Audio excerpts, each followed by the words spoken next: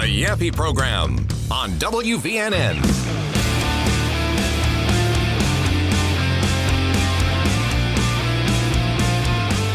Trump is losing his patience over an Iran war with no clear end in sight. Apparently, there's an article here that says, this is where I would have been like 2 months ago, but all right, this is where Trump is today. President Trump was fed up.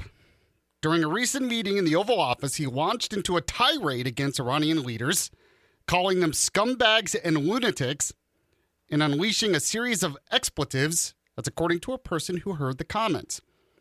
Golly, does everyone leak to the media? I just have to say, they can't have a meeting in the Oval Office? Or maybe it was on purpose. Maybe they wanted it leaked.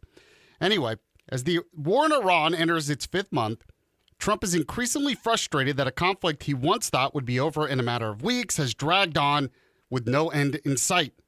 That's what administration officials and others close to the president said. Now, some of Trump's advisors now worry that the war, which has resulted in higher prices, of course, falling approval ratings, and the deaths of more than a dozen U.S. service members, is consuming his presidency and damaging Republicans' already dim prospects in the coming midterm elections. The president in recent days has grown skeptical that negotiations with Iran can produce a lasting peace. I mean, it just took recent days. Like, his reaction here is where I was like 2 months ago. Here's more. It says, a senior administration official said Trump believes that the only thing Iran understands is military force, adding that he was in revenge mode against Tehran. The president, the official said, sees few good options besides continuing strikes. We're going to talk more about this. Like I said, Trump's instincts here are probably right. But the question is, what does it do for him politically? What does it mean for gas prices, everything else? Also, I have to react to a post, and I posted on social media, and I'm already seeing some of the reaction on my Facebook page. You want to like the Yaffee Facebook page to see this. But I got to react to this long tirade from Tucker Carlson on the war and give you my thoughts on it. He has basically turned into the blame America first radical. Everything is America's fault in the world. So, I mean, I'm sure you're not very surprised by this at this point, but we'll talk about it. You are listening to the Yaffee Program. This is the show where you can count on the latest news, the important guests, and the best analysis, all for your morning commute. Here on Newstalk 770 AM, 92.5 FM, WVNN. Coming up with the show, we'll get to the Alabama bullet points, top stories from around the state. Tommy Tuberville doubling down, tripling down, honestly, when it comes to data centers. The bottom of the hour, we'll speak with Brad Presnell. He is a political consultant. He wants to talk about something that Congressman Dale Strong was able to add to the National Defense Authorization Act, which he believes is a good thing, so we'll talk about that. Later on in the show, we'll talk with the legendary Will Hampson, who is the official D.C. insider of the Yaffee program. I'm sure we'll talk about the NDAA, the other funding package to prevent a government shutdown, the latest when it comes to the elections, everything else. So we'll get to that. And Walker is here producing once again, and she's going to do What's Trending later on. Walker, how are you today? I confused myself this morning because I stopped to get breakfast and I got a sausage, egg, and cheese croissant. And usually I associate that with Burger King. Uh-huh. And there was a sauce on it. And I was like, I don't remember there being a sauce. And I tried Googling. Let me guess, Wendy's? Yes. Yes. I knew it. I only know this because I've gotten the Wendy's sausage, egg, and cheese croissant, and they put like a sauce on it. Yeah, apparently it's a Swiss cheese sauce. Oh, okay. Yeah. I like it. Yeah, I liked it. I was like, it looks like something I've never had. Yeah. So, well, I mean, and their croissants, they look different than the Burger King ones. Right, they do, The Burger yeah. King looks like a traditional croissant, where Wendy's, it almost looks like a bun more than a croissant. Right, and it's square.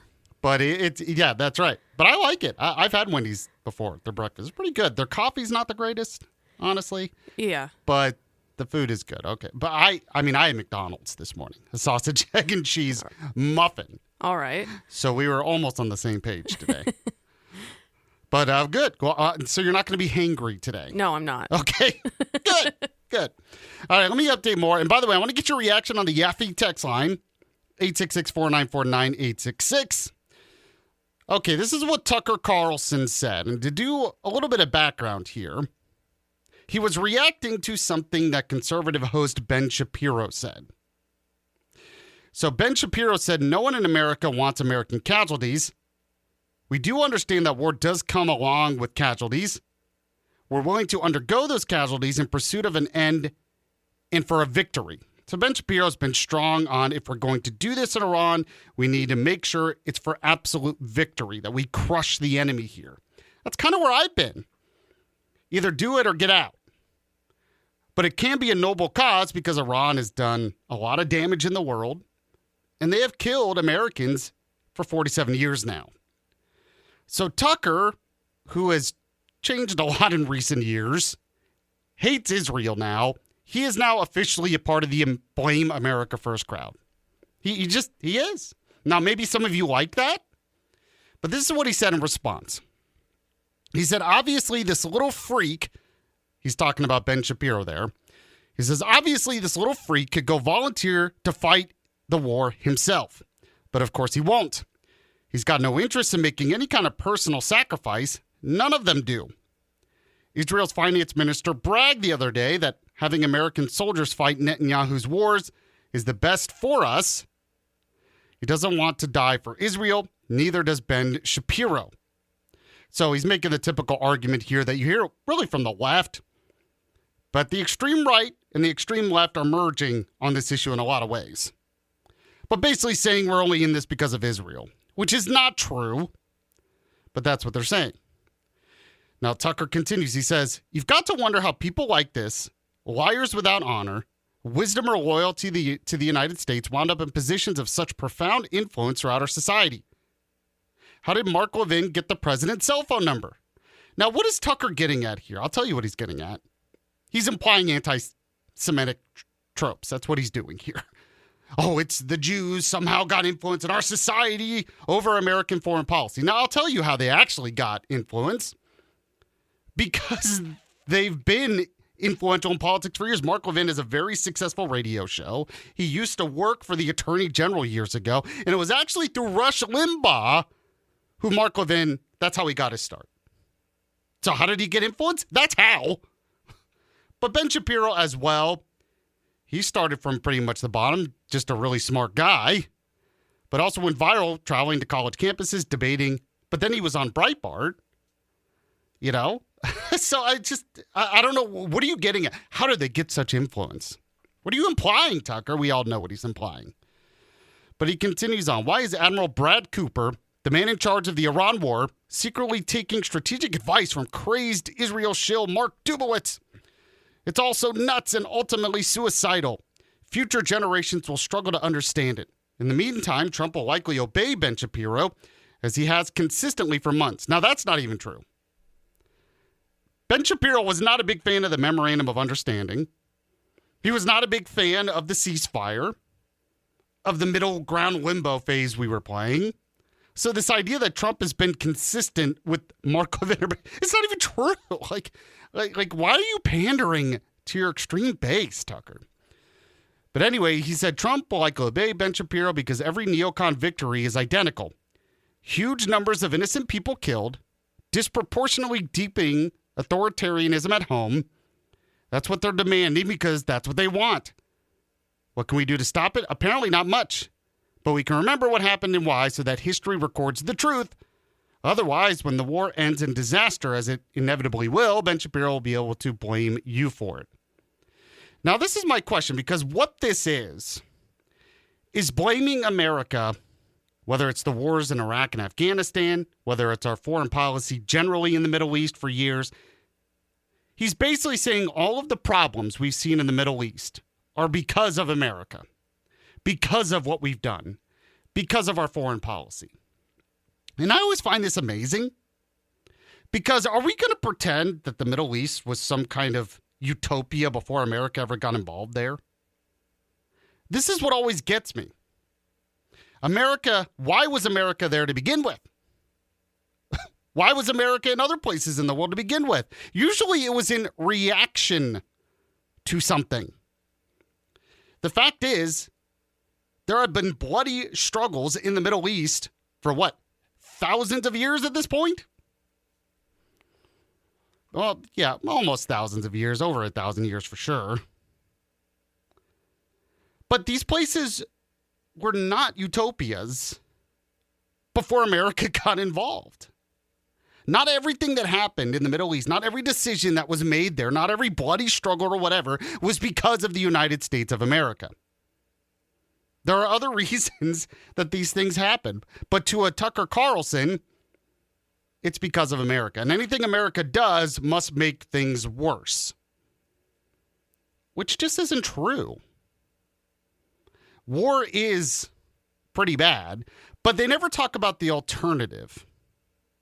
What would the alternative have been if America didn't get involved? What would Iraq look like today if America never got involved? Do you honestly think it would be some great utopia today? The Arab Spring, look at Syria. Syria has been a disaster.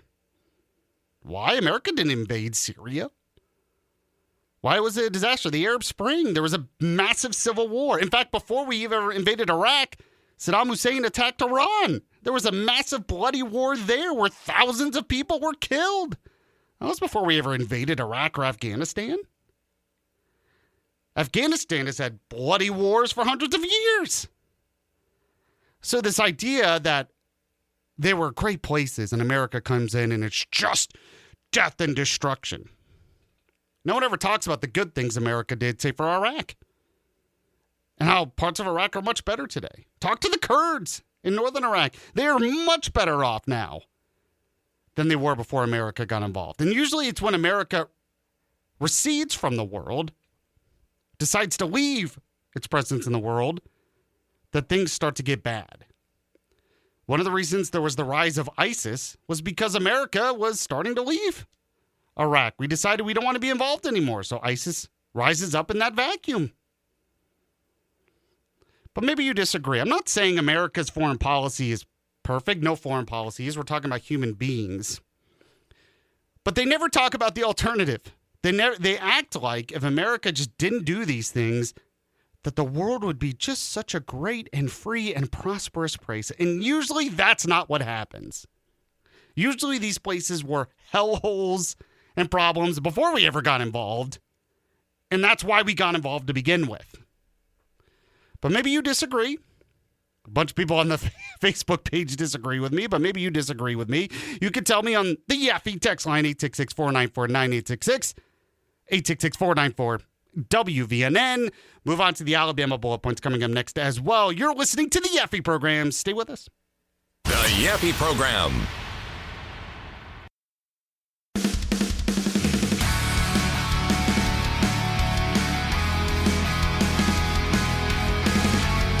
News Talk 770 AM, 92.5 FM, WVNN. Back here on the Yaffee program. Don't forget, you can weigh in on the Yaffee text line, 866-494-9866.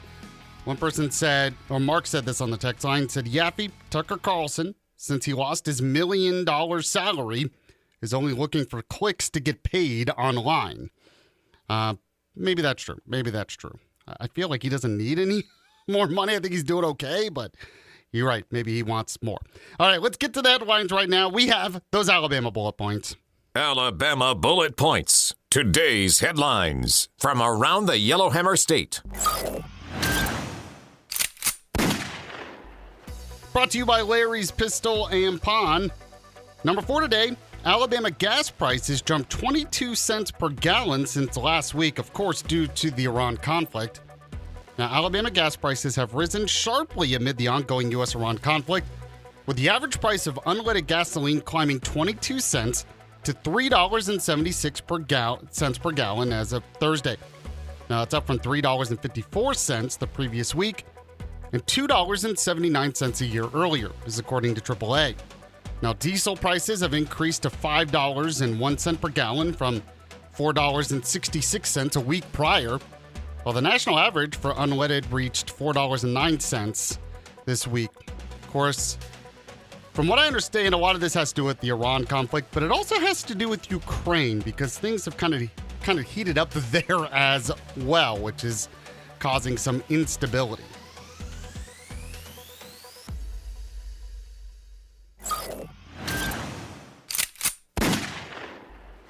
All right, number 3, and I wrote about this at YellowHammerNews.com. Tuberville continues his push for data centers. Says we've got to do it, but we have to be transparent. So U.S. Senator Tommy Tuberville, the Republican nominee for governor, continues to advocate for expanding data centers across the state, arguing that greater transparency will win public support. This is once residents understand their benefits in modern operations. Now, he spoke about this to Dale Jackson on his show earlier this week. He noted that Alabama already hosts more than 20 such facilities of varying sizes that store data for things like healthcare, military, technology, and AI uses. And it already generates significant sales tax revenue that can nearly double funding for local schools. Tuberville pledged to personally oversee negotiations as governor to avoid excessive tax incentives or wealthy companies, while criticizing local moratoriums in cities like Coleman and other places.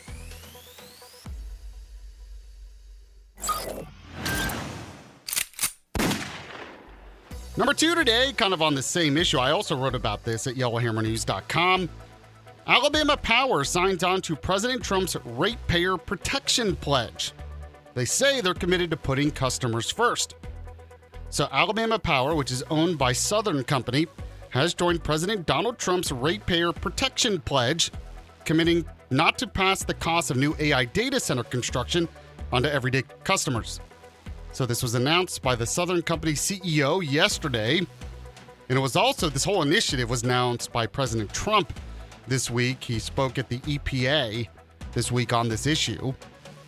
So the CEO says the move aligns with a broader coalition of legislators, tech leaders, and utilities aiming to support AI growth while protecting rate stability and reliability.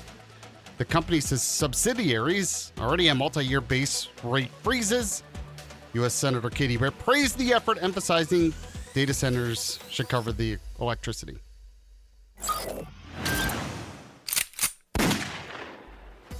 And number 1, we'll talk more about this in a moment with Brad Presdall. But Alabama Republicans support a budget framework for the Pentagon and election reform. So Alabama Republican House members supported a narrowly passed $95 billion budget framework. It was a 216 to 214 with all Democrats opposed, that provides $60 billion for the Pentagon, $13 billion for intelligence programs, $12 billion in agricultural assistance, and $10 billion for election reform measures tied to the Save America Act.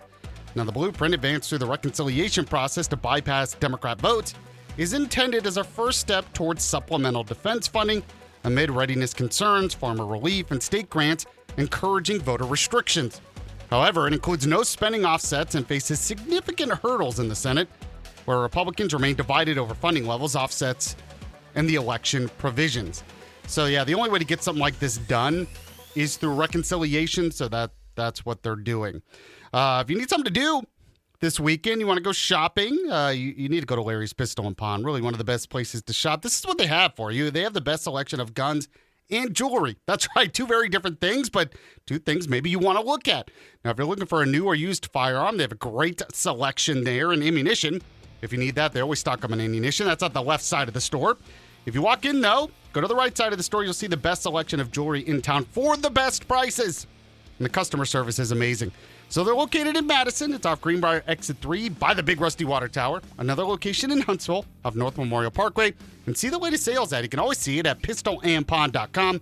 It's pistolandpawn.com. Let them know you heard about it from Yaffee. We'll be back in a moment on the Yaffee program. It's the Yaffee program on WVNN.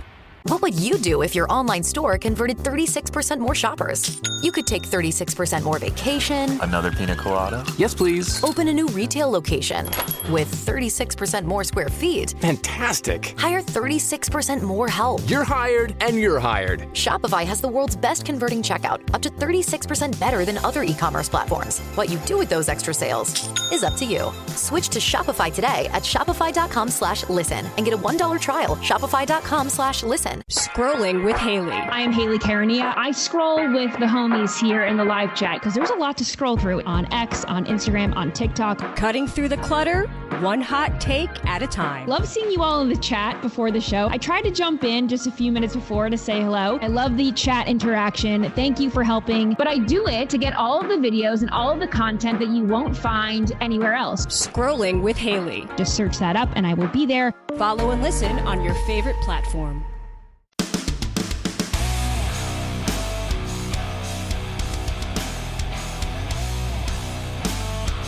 Welcome back to the Yaffee program. This is News Talk 770 AM, 92.5 FM, WVNN. And it's Friday, so at this time on Fridays, we speak with Brad Presnall. He is a political consultant. Always like to list all the people he works for. It's a long list, but he does work for Tommy Tuberville, our current U.S. Senator, is running for governor. Also, Congressman Dale Strong, our current congressman, running for re-election. He did work for State Auditor Andrew Sorrell, who ran for re-election. Does work for the AEA and others. Brad, how are you, sir? Good morning, Yaffee. Doing well. So I know you wanted to talk about some of the bills passed recently that were supported by Congressman Dale Strong, including the Trust Act, which was like initially a bill, but it ended up being added to the Defense Authorization Act as an amendment, and it has to do with not allowing potential foreign adversaries from joining the U.S. military. So talk about it. Absolutely, Yaffee. Congressman Strong saw a national security gap that most people didn't even know existed, and that was the fact that foreign nationals from adversary nations were slipping through outdated vetting processes and gaining access to our military. Countries like China, Russia, Iran, and North Korea, and these aren't friendly neighbors. These are governments actively, trying to steal our technology and undermine our defense capabilities. And Congressman Strong said, nope, not on my watch. We're going to try to take care of this. So his legislation shuts the door on those vulnerabilities, and it also tightens officer requirements and forces a full accounting of who's already inside the system, which is a key component of this. And that's his leadership stepping out and saying, look, we got to take care of something that's in a bad way for our country. So the bottom line is he's just not talking about national security. He's doing everything he can to strengthen it, and he's fighting for us and the country. And, you know, this vote on the Trust Act is just another thing in a long line of Congressman Strong believing in security and how important it is for our state and our nation. Now, any thoughts on the Defense Authorization Act itself? It seems that all of Alabama's Republicans voted for it. Democrats are voting against it. Well, that's usually how it rolls. I mean, anytime you talk about defense, Republicans are always usually 95% of the time for defense, and Democrats are not. You know, we're talking about a party that wants to defund the police and defund our military and allow psychiatrists and psychologists to be local law enforcement. I mean, these people are just absolutely insane. So this is the same old stuff, Yaffee. Well, I mean, yeah, I think you actually said that. You're like in the email you sent me and suggesting some things we could talk about. You're like the Democrat Party. So I guess that's your kind of thought of the whole party right now. Well, yeah. I mean, I thought that they were communists when I was 5 years old, and I'm glad that people are coming around now to finally calling them that, because that's what they are. And their party has quickly been overtaken by that wing. I can't say that wing of the party because it's not even the wing of the party. They just came out of nowhere, and they're taking it over quickly. So it's sad. It really is. I know we talked about that, but, I really believe it's because Democrats kind of flirted with a lot of these ideas for a while. They never went full bore, but they kind of flirted with it. So eventually, especially younger people in these movements, were just going to be like, well, let's just go all the way then. Let's just go all the way to socialism. Yeah, and free stuff. I mean, people like free stuff, and they like the idea of not having to pay for anything, or if they do, it's a very low rate. I mean, there's no free lunches, supposedly, but I guess there is with the Communist Party. So back to the National Defense Authorization Act. I know there was some controversy. I think it was mostly a fake controversy. But what was it, Section 218? That basically says we're just going to partner with Israel in some R&D so we have the latest technology in our military. And I guess some people are very upset about that. But Alabama Republicans tend to strongly support our ally, Israel. What do you think about that? Well, you're right, Yaffee. There are a lot of people in the country that are upset about that. The fact that they believe that we're giving up our sovereignty, this should never happen. Obviously, we've had a relationship with Israel and England and other countries over the years. But what, in their mind, what makes Israel special where we have to do that for them? And that kind of segues into when you were talking about Tucker Carlson, the things that Tucker has been saying recently. All this ties together to form a narrative. True or not true, this is a narrative that a lot of people believe right now. Yeah, and I just want to say, I thought Congressman Mike Rogers had a pretty good response to all of this when this issue came up about how it's basically not true. It gives up no sovereignty to Israel. It doesn't put them in control of anything. It really just streamlines the process to partner with them on some R&D, which is going to benefit both of us, I think. But you're right. The narrative is out there. Really, it's just an anti-Israel narrative. That's what I think. Speaking with Brad Presnall, he is a political consultant. I know you wanted to talk about the Democrat Party here in Alabama. Now, Tabitha Eisner is the vice chairman or chairwoman. She was actually on Dale's show this morning, but she's been in a little bit of a spat with Joe Reed and Randy Kelly. And what's that all about? Well, Yaffee, if your listeners haven't been watching the Alabama Democrat Party lately, I think they need to pull up a chair because they're in the middle of a full-blown family feud. Like you said, they've got Democrat Party Vice Chair Tabitha Eisner telling Democrats publicly to cross over and vote in the August 11th Republican primary. And then you have Randy Kelly and Joe Reed, two of the biggest power brokers in the party, absolutely unloading on her, calling her not credible, saying that she's smoking something serious, and reminding everyone that their own bylaws forbid voting for Republicans. And I don't think this is just a disagreement. This is a public brawl, and it also tells you something else, Yaffee. Democrats in Alabama, they don't have a unified strategy. They don't have a unified message. They don't even agree who speaks for them. And why this matters for us, the Republican Party, is because while the other team is busy fighting in the locker room, they're not scoring points on the field, to use a football vernacular.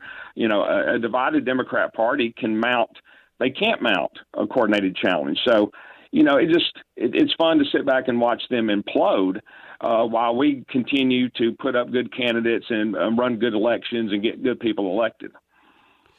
Yeah, I've always thought it's kind of weird how the strategy of the Democrat Party, and maybe it's because of what you said, that they're divided. Now, what did you think of Tabitha Eisner coming out and calling on Democrats to vote in the Republican primary? I mean, obviously, there are some Republicans said this is an example of why we need a closed primary in the state, but what do you think? Well, they've been doing this for 25 years, but the biggest was 2010 when they came across the aisle and voted for Robert Bentley in the runoff against Bradley Byrne. That was the first time that I believe that they really made a difference. Now, back then, they did it quietly. It was a whisper campaign, and nobody was sticking their thumb up your nose about, oh, I'm going to do this, and nothing you can do about it. But nowadays, with her going public like she did multiple times and as aggressively as she did, that's kind of a new frontier. And that's why, you know, Randy Kelly and Joe Reed came out and tried to undercut her because, yeah, they've been talking about that stuff behind the scenes for, 20 years, like I said, but they kept it quiet. So now she pulled the curtain back. Whether she knew what she was doing or not, that can be debated. But she pulled the curtain back, and that's probably going to be what Republicans need to go in and do that soon, close the primaries. Yeah, I mean, I know there was a bill last session to do that. It didn't end up passing. There are probably some Republicans that are worried they would be primaried out. They depend on the moderates. I don't know if that's as big of a deal in Alabama as maybe some other places. But do you think then it has a better chance of passing next year? I do. I don't know if it will. I think it will do better. And the ones that say voted against that will probably look at this Eisner deal and probably there'll be a few changed minds on that. So it definitely is pointing upwards towards closing the primaries. Speaking with Brad Presnall, he is a political consultant. Did want to ask you, did you see these comments by Tuberville against Zohran Mamdani? I know 1819 had the story, but he said in response, he goes, he's not some type of warlord Muslim dictator Tuberville said sooner or later he will do something more stupid than what he's done to where we'll finally say enough's enough, go put handcuffs on him, get him the hell out of here, and send him to Gitmo. A little bit much, I think, but what are your thoughts? Well, that would be nice if we could get out all these communists. But unfortunately, the way things are headed, and we just talked about this a couple of minutes ago, and why it's headed that way, that these people are gaining more strength. So I agree with Coach. It'd be nice to get him out of there. I don't know what he could do that where we could put handcuffs on and slap him in Gitmo, but I understand the frustration that Senator Tuberville is talking about. I mean, this guy and his accolades, they're going to do things to New York. I think they're starting off where they're trying to do smaller things, but as he gains more power, we're going to see more things there. We really, scratch our head and blink our eyes and say, I can't believe that's happening in America. Brad Presnell, he is a political consultant. Was there anything else you wanted to address today before I let you go? I'm excited about the Big John Wall wedding this afternoon. Oh, you're going to be there as well? Yeah, I'll be there. That's the wedding of the century. That's what everybody's saying. Someone, like over 700 people are going to be there. Someone joked to me today, it's the royal wedding now at this point. Is it like the Alabama's royal wedding or something? I'm like, all right. It's like Taylor Swift wedding. That's what it's like. I guess so. Yeah, sure it is. All right, Brad Presnell, really appreciate you coming on. We'll talk to you again in the future. Thank you, Yaffee. All right, right now I'm going to talk to you about my good friends at the Huntsville Men's Clinic. Guys, give them a call if you deal with issues like your energy just isn't where it used to be. You think, I just have to deal with that. I'm just getting older. No, you don't have to deal with that. You can get results with the Huntsville Men's Clinic. And right now, your lab panel and consultation are just $99. Give them a call. Make an appointment, 256-368-0333. Get that testosterone check today. By the way, they're celebrating their 5-year anniversary, but they got big changes coming to the office this year, so you should see what is available. And the results, like I said, speak for themselves. Over 92% of men respond to the treatment. So go make an appointment today. Pretty easy to do. HuntsvilleMen'sClinic.com. Get your life back, guys. HuntsvilleMen'sClinic.com. When you do, let them know Yaffee was the one who sent you. So I got some texts coming in on the Yaffee text line. You can weigh in as well, 866-494-9866. Reacting to the Iran war, I reacted to something Tucker Carlson said. I also posted about it on my Facebook page. I'm going to read some of the comments from the Facebook page as well. But you can weigh in. Is it Tucker's become part of the blame America for everything crowd? Do you blame America for all the problems in the Middle East, all the problems in the world? Is it all America's fault? So we can talk more about that. And Will Hampson, the legendary Will Hampson, will join me at the top of the hour as well. You're listening to the Yaffee Program. The Yaffee Program.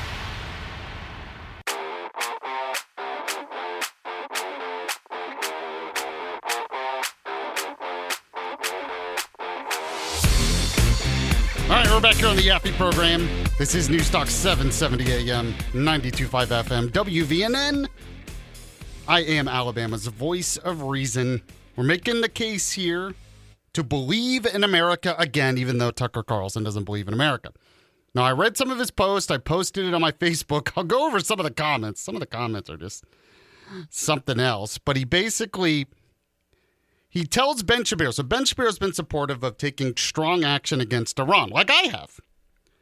And Tucker says, obviously, this little freak could go volunteer to fight the war himself, but of course he won't.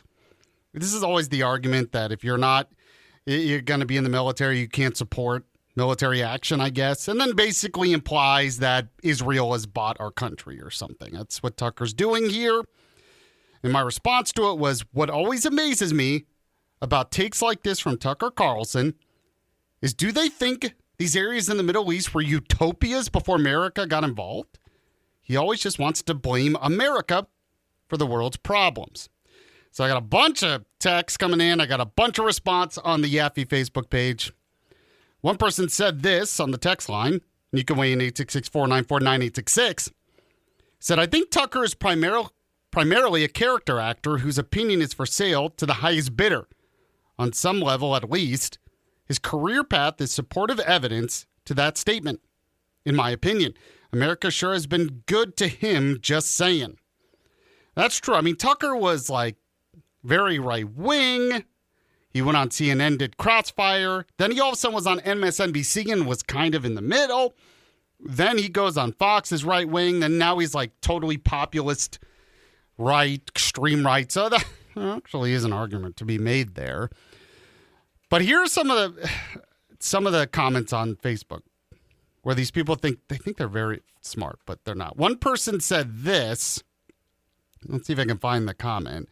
Was something to the effect like, they were actually very progressive until America meddled in there in the 1960s. And then the same person, this is what the person said. Actually, Iran was progressive before he meddled in the 60s. Read a blanking book. Obviously not using the word blanking. Look, I should comment and respond that if you're talking about the coup that was in part orchestrated by the CIA and MI6, that happened in the 50s under Eisenhower. So if you're going to be snarky and you're going to say, read a book, you probably should get your dates right. I'm just saying. But yes, a lot of people bring this up. They say all of Iran's problems are because in 1953, there was an Iranian coup that was backed by the CIA to overthrow the Prime Minister Mohammad Mossadegh and restore the power of the Shah in Iran. And they say this is what led to the Iranian Revolution. Now, I will point out that Mossadegh was a socialist, most likely backed by the Soviet Union, and he wanted to nationalize all the oil companies. So that's why we wanted to get involved. But to say that's the only reason there was some kind of major white revolution in Iran, I think is ridiculous.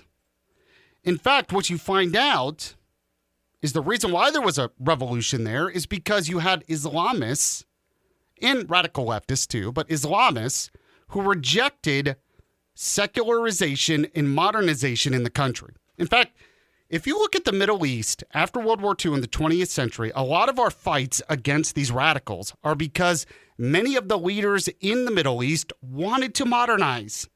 They wanted to be more like the West. They wanted to emulate us, but you had extreme religious sections of the country who rejected that, who believed that that went against the Quran. And that's what led to, say, the revolution in 1979 and other revolutions.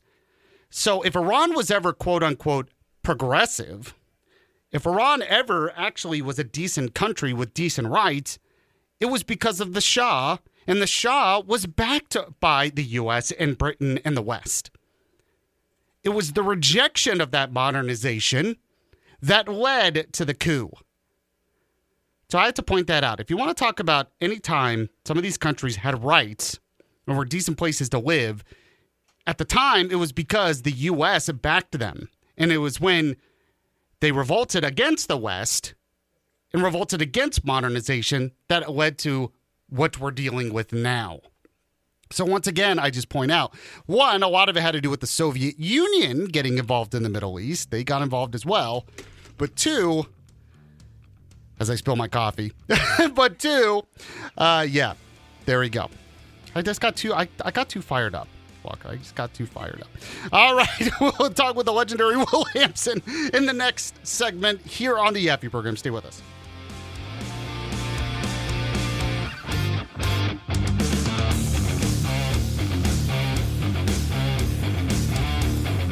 The Yaffee program. Jim Rome takes on sports. Part of what makes this show is the show within the show. The biggest topic on the show always seems to be the show itself. This is a way to give you clones a way to interact with one another. Yes, we will be going through the chat. Yes, it'll be a part of the program. The only thing that could ruin the show are the old school clones spitting up the same bull crap that they always have. The jungle is out taking names and ready to dominate. Let's get it. The Jim Rome Show podcast. Follow and listen on your favorite platform. The Yaffee program on WVNN.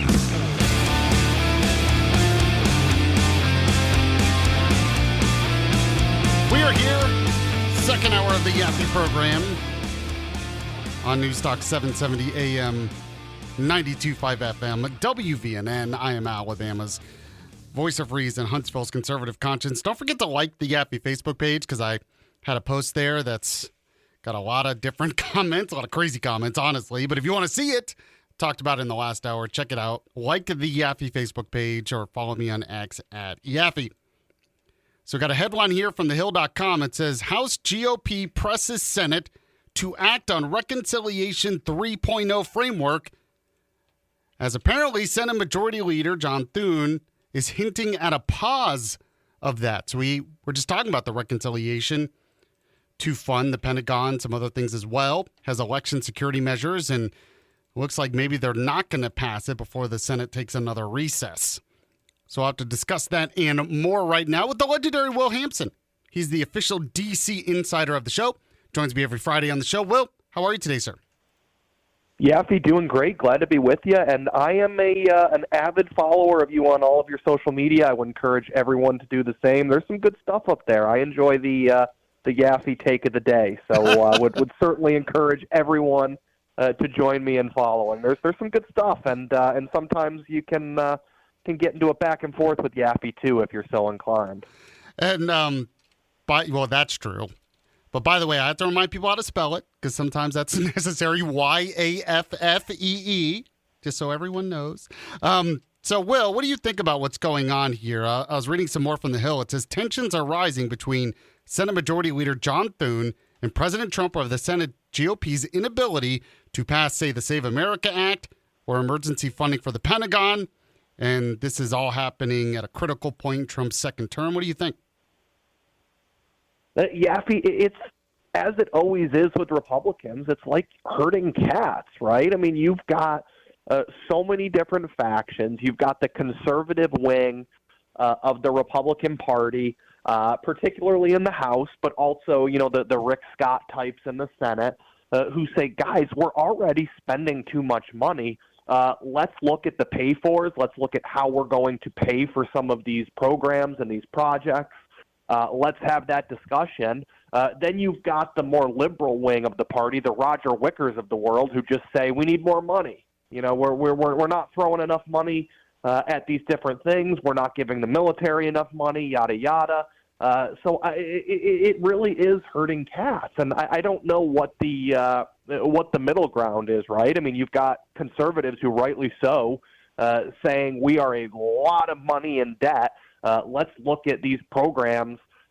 Make sure that we're funding only programs that are necessary, and that we're finding ways to pay for them. And then you've got more liberal Republicans who just say, let's spend more money. This isn't enough. You've got this back and forth. And then, of course, you've got, similar to the let's spend more money crowd, you've got some liberal Republicans that just hate Donald Trump and refuse to give him a win.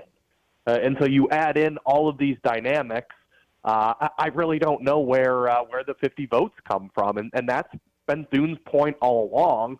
Now, the frustration, I think, of a lot of us, Yaffee, is that it's his job to get the votes. He wanted to be leader. He asked for this job. His colleagues gave it to him. You got to go out and find votes for some of these things, but there are just too many people that want too many different things, and there are too many people that just don't want Donald Trump to have a win here. Well, and part of the problem is there's such a slim majority that you basically need all Republicans, right? But you're like you said, it's like herding cats. And then you have the Democrats who seem to be united against Trump. I mean, there are some deep divisions in the Democrat Party right now we can talk about. But when it comes to some of these agenda items, it's easier to be against Trump. So they're just united against Trump, right? Well, that's the problem, Yaffee. Again, you need, when it comes to reconciliation, 50 votes plus J.D. Vance to break the tie. That is the threshold. That's what you need.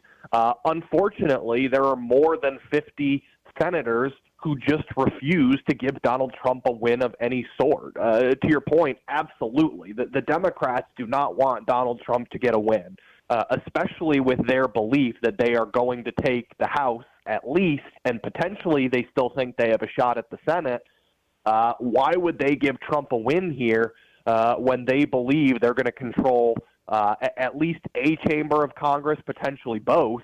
And then you add in the Republicans who are on their way out the door, the Cornyn's, the Tillises, McConnell, if he would ever show up again, who knows what that situation is. You just have so many of these Republicans who are going to be in the don't give Trump a win category. You're right. The math just isn't there. Speaking with the legendary Will Hampson, he's the official D.C. insider of the show, talking about the Senate. So we had the passing of Lindsey Graham. They decided to appoint his sister, Darlene Graham. At first, it didn't seem like she was actually going to run for the seat. It was just temporary. But now she is running for that seat. What do you think her chances are of winning, and what about the implications of this? Well, I think her chances of winning are pretty good, Yaffee. You had two individuals hold that Senate seat for the last 50 years. South Carolina is very similar to Alabama in that they claim to be very conservative, but establishment candidates have a lot of success there. Again, Lindsey Graham is a perfect example, right? I mean, you look at the state of South Carolina and say, gosh, those guys should be pretty conservative. And then you look at their delegation and you saw Lindsey Graham and Tim Scott. By no means are they considered to be in the conservative wing of the Republican Party. And so obviously establishment support is very important to winning those seats. You have senators from South Carolina who will die in that seat, literally. They will spend 30 years up there and not think twice. So you look at kind of the institutional support that's starting to coalesce behind Lindsey Graham's sister. She absolutely is going to be very formidable, and that's the big question, right? And again, for those in South Carolina politics, we don't think about this. We've had a lot of competitive Senate races here in the state of Alabama. They have not in South Carolina. Lindsey Graham was in that seat for 20-some years. You had Tim Scott, who was appointed by Governor Nikki Haley. You have not had a true open Senate election in decades in South Carolina. Now, this will not be an open seat because, of course, again, Lindsey Graham's sister has the appointment and will be running from the seat. But I think the voters of South Carolina have to decide, do we kind of like handing the seats off? Are we okay kind of letting the establishment figures of our state pick who holds these seats for 30 years and we really don't want to have a say? Or do they kind of go, you know what, we really haven't been able to pick in our lifetime a United States senator. Maybe we should stop and kind of think about this. So I think some really interesting dynamics. You've got Ralph Norman, who's a Freedom Caucus congressman. He's jumped into the race. He's been endorsed by Senate conservatives like Mike Lee and Rick Scott. You've got Russell Fry, who's a very conservative congressman from the Myrtle Beach area. So you have some good options with really good conservative records. The question is just, do the people of South Carolina care? Or are they okay handing over the seat to the heir apparent, who we really don't know her political record either, Yaffee? I mean, no one in the state of South Carolina can tell you one policy position of the individual holding their Senate seat. That seems to me to be a problem. Now, obviously, that can change, but in a sprint here where you are going to, in effectively about a month, pick your future United States senator, that's not a lot of time to learn the policy positions of someone who's never held elected office. And so I think that could be a big concern here is if we're going to appoint this seat that it belongs to the Graham family and we're going to just pass it on down the line, I think a lot of voters of South Carolina are going to at least want to know something that she stands for. Yeah, I mean, that was my concern. I really know nothing about her. I just assume, I guess she's going to vote kind of similar to Lindsey Graham, but who knows? That could change if she actually is there for more than a few months. Speaking with the legendary Will Hampson, the official D.C. insider of the show, did want to ask you about Georgia because President Trump visited Georgia this week, held a rally there trying to get Mike Collins elected to the Senate. I also see in the prediction markets that John Ossoff gaining some steam when it comes to not only the Senate seat, but possibly running for president. That was like 16% chance. It looks like AOC is actually maybe one of the front runners for president in 2028. But what do you think about all that? Yeah, I think if you look at the way that John Ossoff is operating, Mike Collins and clearly polling not a very strong candidate. I think the latest Fox News poll had him about 13 points down. And John Ossoff has made a conscientious decision. He hired Obama's speechwriters. They are now on Ossoff's staff working for him. If you look at his fundraising, he's spending a lot of money, not in Georgia to try and fundraise, but in early primary states for Democrats. A lot of signals that he is looking at it. And again, I mean, this is someone that has brought in the biggest haul ever in a Senate election. He's raising more money than just about anyone across the country. He's someone who can say, I was able to win in a red state. I was able to win twice in tough conditions. You know, all the boxes that you kind of look at. The only thing that I think is going to be a problem for him at the end of the day is that he's a straight white male. And is the Democrat Party ready to nominate a straight white guy to be their party standard bearer? So we'll see on that. But he's very formidable, and he is absolutely using his Senate race to start laying the groundwork for a presidential run. Well, beyond that, I mean, he's also Jewish, which, used to be a benefit in the Democrat Party. Now it seems like it gets in the way. I mean, do you think they can, right now with all the animosity towards Israel, they could elect someone in the Democrat Party who's Jewish? Yeah, it's really interesting, Yaffee. You really don't hear that as part of the conversation, right? You hear it about different individuals. Obviously, Josh Shapiro, that was front and center. I think it's actually a benefit to Ossoff if he's willing to be a Jewish guy who will critique Israel. I think that can be a strength for him.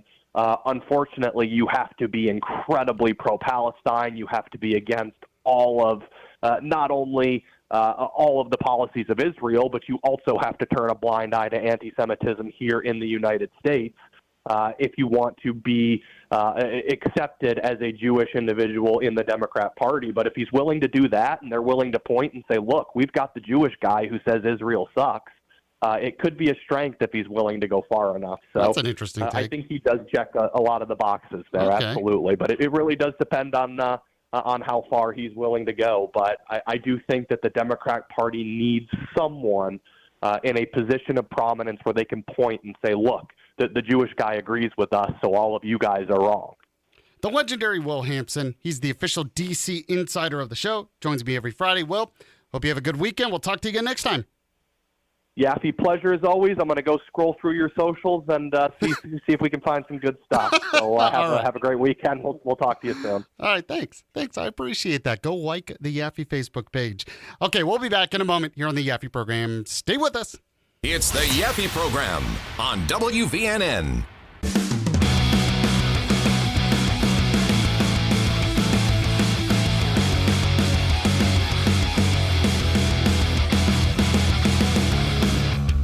We're back here on the Yaffee program. News Talk 770 AM, 92.5 FM, WVNN. I saw this story at yellowhammernews.com. This is not one of the ones that I wrote, but just so you know, you'll see a lot of my stories there. So you should subscribe to their newsletter. It'll show up in your email inbox. But just go to yellowhammernews.com daily. So you have to like the Yaffee Facebook page. You have to listen to the podcast on the website. You have to go to yellowhammernews.com. I mean, 2 hours of Yaffee isn't enough. I get it. So you need more. So I checked it out there. But I saw a story there when it came to, yes, of course, marijuana. Because apparently they're thinking of rescheduling it so that you had to reschedule marijuana as a medicine on a nationwide benefit in terms of the federal government. But now they're thinking about it in Alabama. So it says here, Alabama health officials are weighing marijuana rescheduling after temporarily blocking the state from automatically adopting a new federal classification for medical cannabis products. Now, the State Committee of Public Health held a public hearing on Wednesday to receive input on whether Alabama should follow the federal government in moving certain medical marijuana products from Schedule 1 to Schedule 3. Now, the Drug Enforcement Administration's new rule took effect on April 28th on the federal level. It placed FDA-approved products containing marijuana, along with medical marijuana products regulated through state licensing systems, into Schedule 3 of the Federal Controlled Substances Act. So Schedule 1 substances are classified as having no currently accepted medical use and a high potential for abuse. Schedule 3 substances are recognized as having medical uses and lower potential for physical and psychological dependence. So the federal change did not automatically settle the issue in Alabama. Under state law, Alabama generally adopts a federally scheduled change after 30 days, unless the State Committee of Public Health files an objection and holds a hearing. So there was an objection. They're holding a hearing. I would assume that they'll change it. 2, 1, if the federal government did, that's where the precedent's going. But 2, Alabama already legalized medical cannabis in 2021. Now, the process of all of it's been delayed. We talked about that on the show before. But Alabama already kind of went down this road. But as you know, the main reason I brought this up once again is I still believe, and I know some of you disagree with me, but I still believe as a culture, as a society, we are going to regret this obsession with this drug. Now, you could talk about, okay, let's talk about the medical use of it. I've thought for years that really that was sort of the stepping stone toward full legalization. You could talk about medical use, but a lot of the people and a lot of the groups and a lot of the politicians who were pushing medical marijuana in the beginning, they were the same people who believed in full recreational legalization. So it was hard for me to take them seriously that it's just about medicine because we knew what they actually wanted. Now, that doesn't take away from the fact that maybe it does have some medical uses. I've said that. I've admitted that. I think a lot of it's overblown, but I'm sure it does. But to me, if we're going to go down that route, I just don't understand why we don't treat it like any other prescription drug then. Like if there is a medical use for marijuana, but it's still a drug that can affect your judgment, for instance, affect your brain, wouldn't it be smarter to have it as a prescription basis where you go to the doctor, you get the prescription, you go to the pharmacy, whatever it is? But you notice it never seems to turn out that way. Instead, we have to legalize it, then we have to have dispensaries, and then we have to give licenses, and then you have different groups. I mean, all of this other stuff. And it's so beyond what we do for any other type of medicine that it makes me very skeptical. Once again, I'm like, okay, what is this? When I look at how the system usually takes place in a lot of these states, just for medical marijuana, I'm like, okay, what is this really all about? And I think it's about full legalization. Now, I've said before, despite my objections, now there are some polls where it's changing. As I mentioned earlier in the week, Florida had a vote to legalize it, and they didn't. But I think legalization is coming, and then we're going to have to deal with the ramifications. By the way, speaking of healthcare, if you're 65 years or older, I want to tell you about GetVIPCare.com. Their senior healthcare model and local clinics are designed for your comfort. It's primary care with a heart for seniors. Now, if you're not, maybe you have a family member who is. I want you to tell that family member about GetVIPCare.com.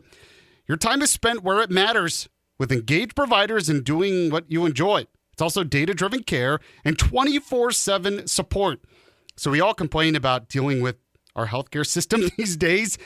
And it can be especially true if you're having to deal with Medicare as well. Well, they can help you out, but you got to make an appointment on the website, find out more about them. GetVIPCare.com is the website, GetVIPCare.com. When you contact them, make that appointment today. Make sure to let them know you heard about it from Yaffee. So we have What's Trending coming up in a moment. The Yaffee program rewind later on in the show, of course. This is WVNN.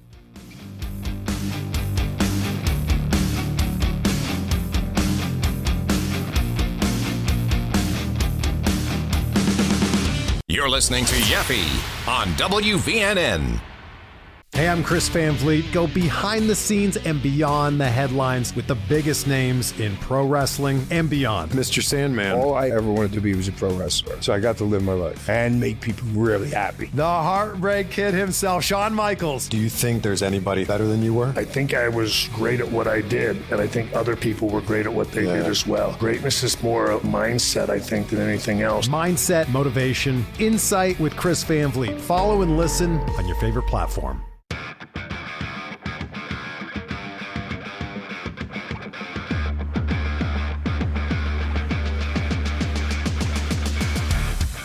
We're back here on the Yaffee program. This is News Talk 770 AM, 92.5 FM, WVNN. Don't forget, if you can't catch us on the radio for some crazy reason, we're online as well. So go to the website, WVNN.com. By the way, we have a great deal on a golf cart on the Sweet Deals page. So while you're there, you're streaming Yaffee. You know, of course, you want to also save some money. Go to the website, click on that Sweet Deals tab as well. All available at WVNN.com. Now, you can also listen to us on the iHeartRadio app, the TuneIn Radio app, the WVNN app, or any of your smart devices. Walker is here today, so let's get right to it. We have What's Trending with Walker. Keeping you up to date with all that's trending in your world. Oh, they have the internet on computers now. You guys know how to post videos to Facebook? It's What's Trending. Sponsored by Coleman Furniture Market, located in the heart of Coleman, Alabama. They got a big sale going on right now. And, you know, there's a reason why most of the furniture in my house is from Coleman Furniture Market. I got my recliner from there. It's a Lazy Boy recliner.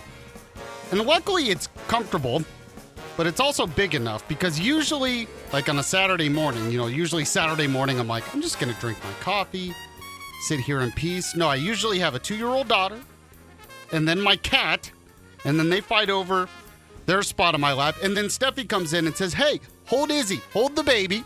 So I'm holding the baby while the 2-year-old wants to draw on my phone, because my phone has a little stylus thing.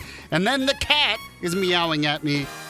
Let's just say, at least I'm comfortable through all that chaos. So go to Coleman Furniture Market today. If you need a new recliner, go to ColemanFurnitureMarket.com. Like their Facebook page as well. And when you do, let them know Yaffee was the one who sent you. All right, Walker, what's number 5 today? Number 5 today, a new startup called Sup Syrup has a new generation of low-sugar flavored syrups designed for coffee, matcha, cocktails, and whatever else you want to put them on. Does it taste like syrup, though, if it doesn't have sugar? Well, it's low sugar. It only has 5 grams of sugar per serving, when typical syrups contain 20 or more. Yeah, well, I wonder what they're using to make it sweet then. I'm going to look up Sup Syrup. I see what they did there by calling it Sup. Yeah, they have very vanilla and salted caramel. Okay. I mean, as long as it tastes good, I would do it. Right, and they made their bottle a squeeze bottle instead of the traditional pump, so you have more control. I know, it looks like a ketchup bottle. Oh. The way I see it. Like what you see at a diner or something. Yeah, just much darker. And a more aesthetically pleasing label for sure. Okay, so they use monk fruit, apparently. Okay. So it says, Sup Syrup is a low-sugar flavored syrup brand made with monk fruit, cane sugar, and natural flavors. Yes. So, there you go. Okay, it's the monk fruit that they replaced it with. So, well, if my dad put anything in his coffee, he would probably use these because he likes to use monk fruit sweetener. Okay, there you go. All right, what's number 4? Number 4 today, Oprah, apparently, that's not her real name. And, I think I knew that, but I forgot what her real name was. And she didn't learn her real name until she was 20 years old. She recently revealed this on Keke Palmer's Maybe I didn't podcast. know that then, but go ahead. It's not a huge difference, but apparently on her birth certificate, it is Orpa instead of Oprah. Orpa. Do you think if she kept it as Orpa, she would be as famous? Or do you think it just doesn't work? Could that one letter change? Could that have changed her life? I feel like it would be at least slightly different because I feel like Oprah rolls off the tongue a lot easier than Orpah. I agree with that. So if we could go back in time, would it create a branch timeline if we changed the name and it was just, she wouldn't be famous or anything? I don't know. I mean, some people believe that timeline's out there. That's a good point. Yeah, it already exists. That's a good point. Yeah. So she just learned this. Yes, because apparently people started calling her Oprah shortly after she was born, just mixing up what her name was. And they just kept calling her that. And I mean, sometimes when you have to like change your driver's license, if you move, you have to like bring your birth certificate. Where they like, wait a minute, you're not Oprah, you're Orpah. Or do you think she receives mail that says Orpah? I don't know, because I feel like... Or maybe she had her name legally changed later on. Who knows? Maybe it... She didn't say that on the podcast, at least. Huh. Well, that's interesting. I'll let you know if my name's actually something different. Apparently it's from the Bible. Orpah? Yeah. I could see that as being a biblical name. I don't know who that is, though. Yeah, it's in Ruth, 1st chapter, 14th verse. Oh, okay. I'll have to look that up. Interesting.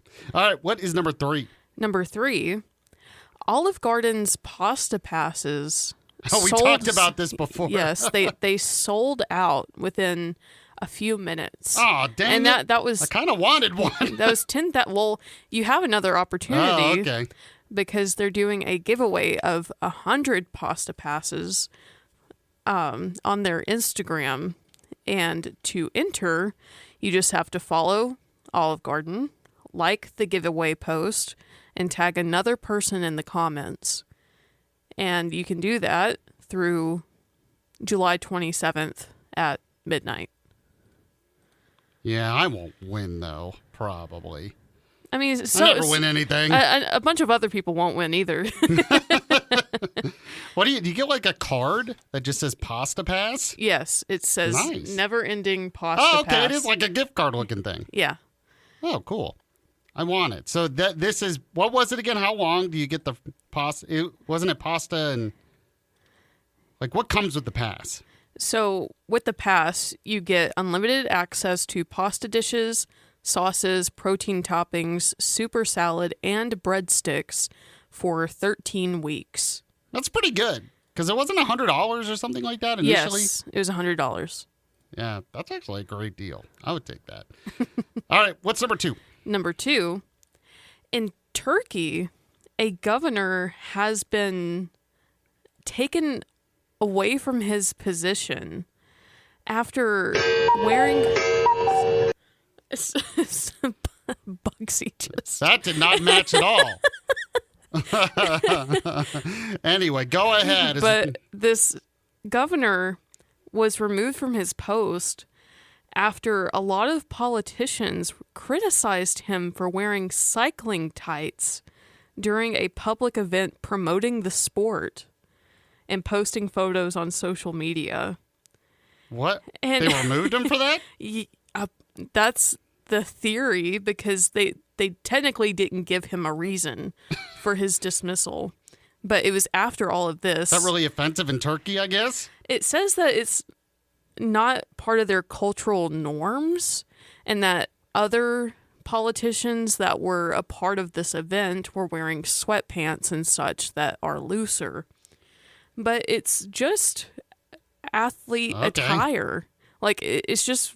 I mean, if we could ban bicycle shorts from our culture like they're doing, I'd be okay with that, honestly. Maybe they're on to something there in Turkey. Yeah, they said he goes around in tights, spends all day cycling with bodyguards in front of him, cycling in tights until the evening. A governor cannot wander around the city center like this. Really? How dare he? I mean, I know they have well, actually, I don't know. It depends what part of the culture, but part of the culture is very Islamic, so I don't know if it has something to do with that, but... Yeah, but apparently there is a petition campaign now to try and get him reinstated, and it's gathered more than 10,000 signatures. supporters arguing Well, that's cool, I guess, that for him. that the governor was engaged in important work in Ardahan, promoting sports, youth activities, and bicycle tourism. So, at least the people like him. No, but they have to sell him there, right? Yeah. He bought it somewhere. It's so strange. That is a weird story. All right, what's number one? Number one, in Kingston, which is in Canada, a children's toy has become one of the hottest commodities because during a Toronto Blue Jays game, a flaming dragon ride-on toy was used during a home run. Okay, you sent me the picture, so now it's making more sense. I'm like, why is this guy holding this? Go ahead. But apparently people are saying that this is the team's unofficial good luck charm. And the surge in popularity of the toy has driven customers to a toy store called The Rocking Horse, where staff have said that the demand skyrocketed overnight, and they are the only store that sells this toy. So if people are wondering what this is, think of the old toys. You don't see a lot of kids with them nowadays. Yeah. But it's like a horse head, but it's on like a long stick, so you can pretend like you're riding on a horse. But this is a dragon, like a Yes. stuffed dragon on the stick, I guess. And apparently it was a very difficult offensive stretch during the game. And this coming out after that and them having the home run just really made people want to use this as, I guess, a way to support the team now. And they want it to be a permanent thing. All right, so that's awesome. And you know they're going to start selling them in the stadium eventually. Most Different likely. sizes, different versions, maybe a dragon bobblehead. Maybe the whole team will be riding on them if they went around the field. Yeah, they've had over 1,000 people visit their website, as well as over 100 online orders. And the little dragon on a stick is $39.99. You know, I can see you doing this with like a bunch of things. Like we have the trash panda on a stick or something, and Yes. kids can ride that. Yes. I like that idea. We need Jimothy. Oh, Jim, of course. We had to bring up Jimothy for the fourth time on this show. Yeah. People are talking about how now if you Google who is Jimothy, he'll run across your screen. Oh, really? Yeah. That's actually pretty clever. I like that. All right, we'll end the show with Yaffee Program Rewind here in just a moment on WVNN. Stay with us. The Yaffee Program.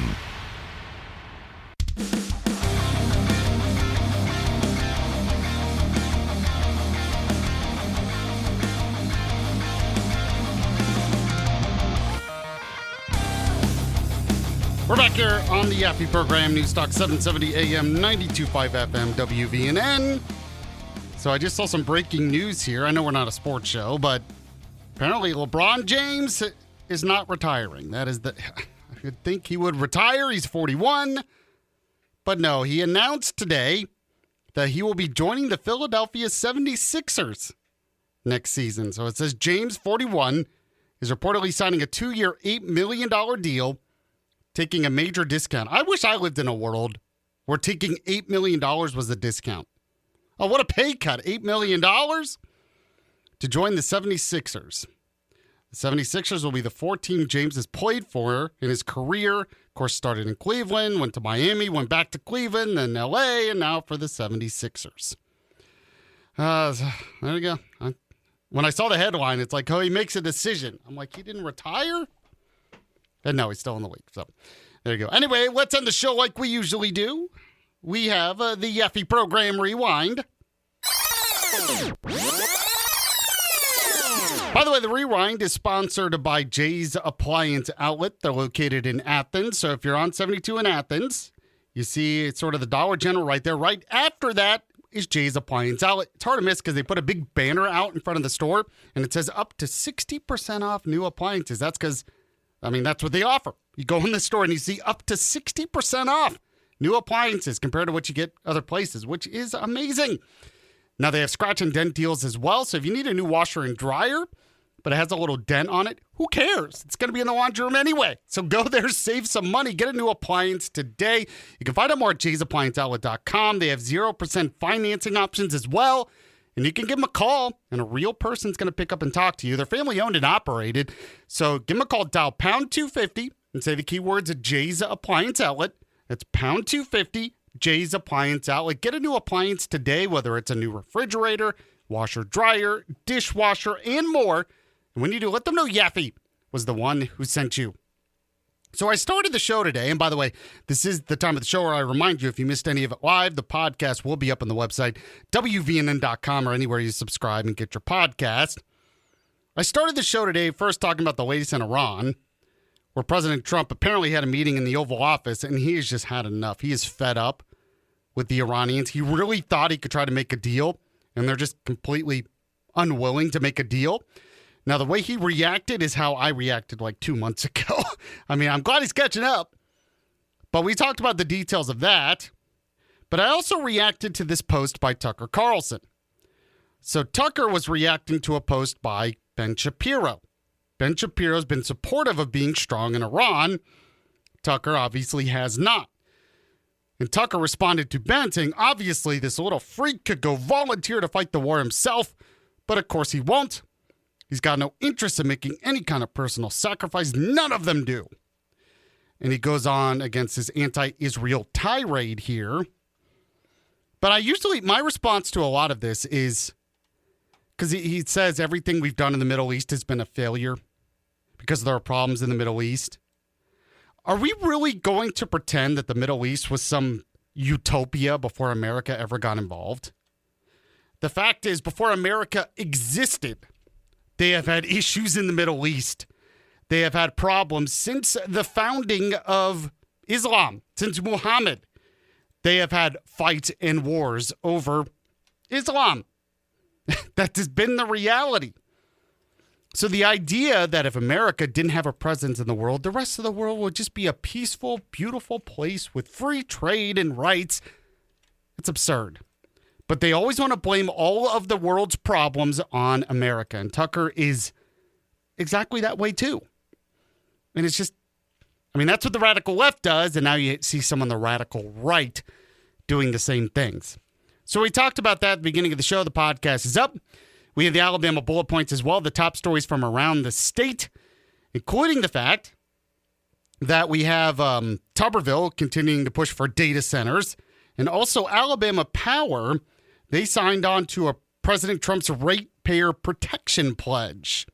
So they're saying that they're going to put customers first, that they will not bear the brunt of cost if we have new data centers in Alabama. So I had the details of all of that in the bullet points. The podcast is up. We had Brad Presnell on the show. We had the legendary Will Hampson on the show as well. So we talked about whether they're going to reschedule marijuana in Alabama. It's already been done on the federal level, but are they going to do it in Alabama? So we talked about that and much more. Oh, yeah, what's trending as well. We took your text messages on the Yaffee text line, 866-494-9866, 866-494-WVNN. And VNN, if you missed the show, the podcast will be up. Thanks to Walker for producing today. Thanks to you for listening. The Vince Show is coming up next, and I'll be back on Monday at the same time. See you then.